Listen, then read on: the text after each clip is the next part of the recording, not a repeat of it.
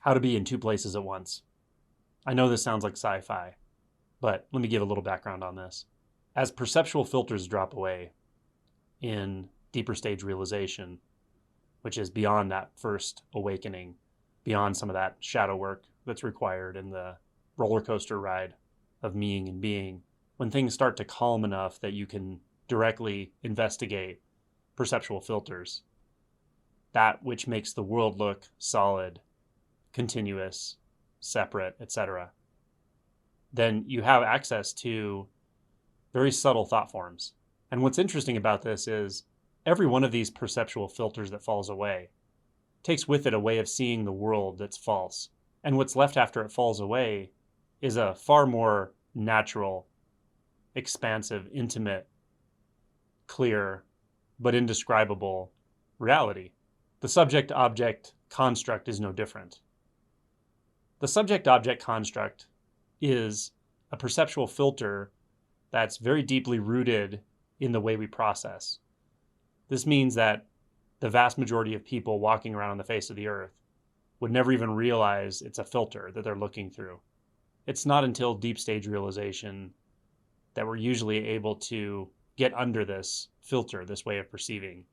So what is it? Well, simply stated, it's the ongoing experience throughout the day that you are sort of the center of experience. You may not think about it this way, but it feels this way, it looks this way. And our mental processing assumes it's this way. That you're the center of experience, and all around you is a world full of objects. And everything that you experience is experienced in a dualistic or relational way. Meaning that it just seems obvious that that's a chair over there, and that's a bucket, that's the sky, that's a tree, and I'm over here. Those are objects out there. Those are separate from me. I'm not the tree. I'm me. I'm this body or this person or this mind. And I'm over here, and the tree is over there. So this very simple way of experiencing things that seems natural, it seems like how it actually is actually a perceptual filter operating. It's a lens that you're perceiving through. Now, I understand to someone who has had no shift in identity at all, this would probably sound pretty preposterous, like I'm making this up or it's just a way of thinking. But it's not. It's a very fundamental perceptual filter that makes the world look a certain way that it actually isn't. And you can never really know how obviously it isn't that way until this perceptual filter drops or stops operating. So what does it look like when that happens? Well, it's kind of like being in two places at once, but that's not exactly right. It's also kind of like anything that you experience out there, like a car, a dog, the sky, a sound, is also experienced in here. But the in here and out there is what's actually dropped away. So what it is that in here and out there are experienced as the same thing. And when this is experienced this way, it's actually really obvious that they are the same thing. They're not two. It's far more natural, simple, intuitively obvious that this is how experience is. And that the mind is putting an overlay on top of it that says, those are objects out there. You're apart from those objects. You can move toward those objects. You can move away from those objects. You can manipulate those objects. You can have relationships with them. And in a sense, you have a relationship with everything because you're always opposed to those objects out there. Somehow you're apart from them. Those objects include people, loved ones, strangers, animals, everything. Everything feels apart when this perceptual filter is operating. When it's not operating, the best word I usually come up with is intimate. But it's not even really that good either. It's just like there's nothing you can seek. There's nothing you can expect to find somewhere else because there's not really anywhere else. Now, the whole experience of space or location and solidity of objects and so forth isn't completely dissolved when the subject-object construct is dissolved, but the relational nature itself is dissolved.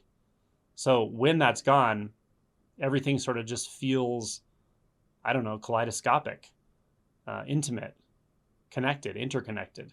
And that's not an experience. It doesn't come and go. Experiences come and go. What's so strange is that you realize that the subject-object experience, or the relational experience, that was an experience, even though it was going on for a long time. So if you've had tastes where that's not the case, and you think those are the experiences, it's the opposite.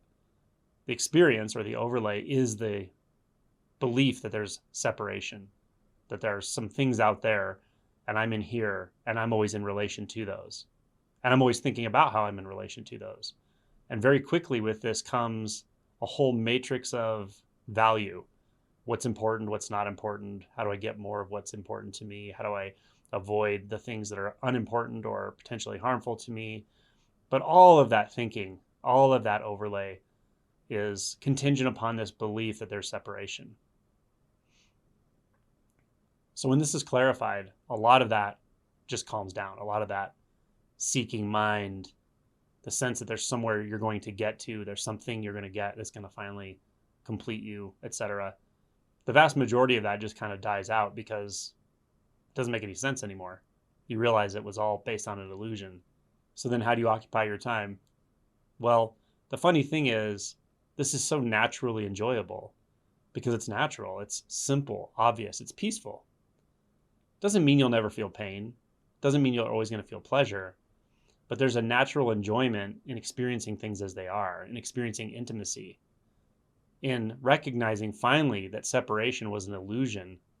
And with it, it brought a whole bunch of other illusions, like the need to find something, the feeling that you're maybe not okay in comparison to other people, or that you need to get validation from others in various ways.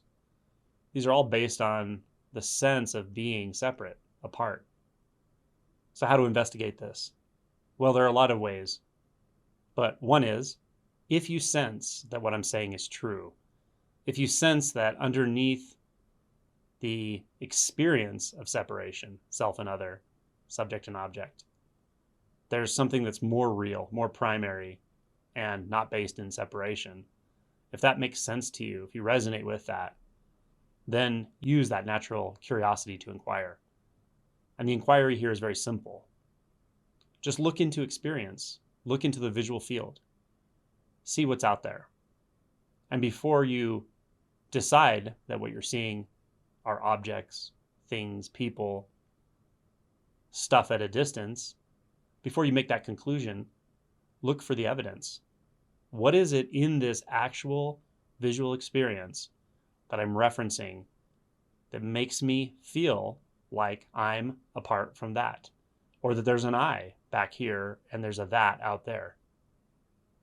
What is the reference point? Can you find it? Can you find it in the visual experience? Or do you just find a bunch of forms and colors, etc.? But you got to keep looking until this experience shifts. So just keep looking and seeing, okay, well, where is the separation actually? Where is the division between the subject and object? Where's the subject? Is there something inside here that's referencing something out there? Where am I finding that? And again, use the visual experience as your searching ground. That's where you're looking. Because what else is there? We're looking at the primary data. We're looking at the immediate experience to see, is that experience actually telling you that there's separation? Or is it a thought that comes afterward? So just keep looking, just as you move throughout the day. As you look at objects, ask yourself, where is that? Where's the sense arising that that's a part? That there's something out there, that that's an object and I'm a subject. I'm a me, and that's the wall, that's the tree. And you want to do this somewhat consistently. If you just do it here and there on rare occasion, the chance of something shifting is pretty low. But if you really apply it continuously for a while, doing whatever you're doing, doesn't have to be on a retreat or when you're in deep meditation, but just as you go throughout the day, you might be very surprised when you start experiencing yourself in two places at once. Or that tree is here and there at the same time. Or I'm the tree and the tree is me. Now again, you're not going to describe it to yourself this way probably. It's not an exact description. These descriptions fail because language is dualistic. So it's just very intimate. It's surprising. And it's also something like a distant but very instinctual memory, like a primordial knowing that this is right. So that's how I recommend looking into it if you're interested.